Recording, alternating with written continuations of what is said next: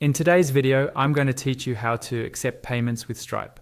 We'll walk through a few of the main ways you can get paid using payment links, subscriptions for recurring payments, and invoices. I'll also show you where to manage which payment methods you want to accept. First, open your Stripe dashboard and make sure you're logged into the correct account and environment. If you see that you're in test mode, that's perfect for practicing without processing real money. From this home dashboard, you can access everything we're going to use. On the left-hand side, click on Payments. This is the central place where you'll see all incoming payments, but it's also where you can create simple ways for customers to pay you.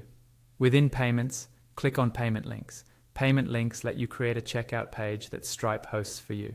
You can share this link by email, on social media, or even embed it on your website. To create one, click on Create Test Payment Link.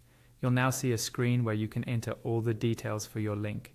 Choose the product or service you're selling, set the price, and decide what information you want to collect from the customer, such as their name, address, or email. Take a moment to scroll through the options so the link matches your needs. Then click on the After Payment tab to choose what happens once they've paid.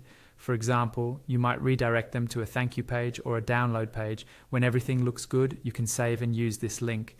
Next, head back to your main dashboard. On the left-hand column, click on Billing.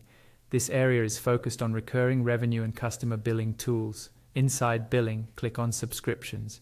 If you want to receive recurring payments such as monthly or yearly fees, this is where you'll set that up. Click on Create a Test Subscription. In the Customer field, choose or add your customer.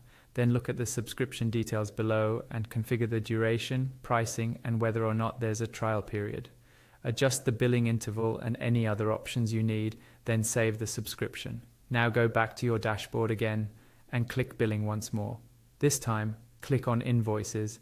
Use this when you want to directly send an invoice to a client or any other customer. Click to create a new invoice, then select the customer, choose the currency, add invoice items, and set up how payment will be collected.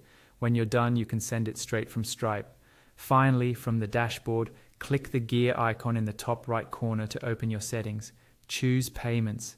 Here you can enable or disable specific payment methods you want to accept, such as various digital wallets and local payment options. Turn on the ones that make sense for your business and region.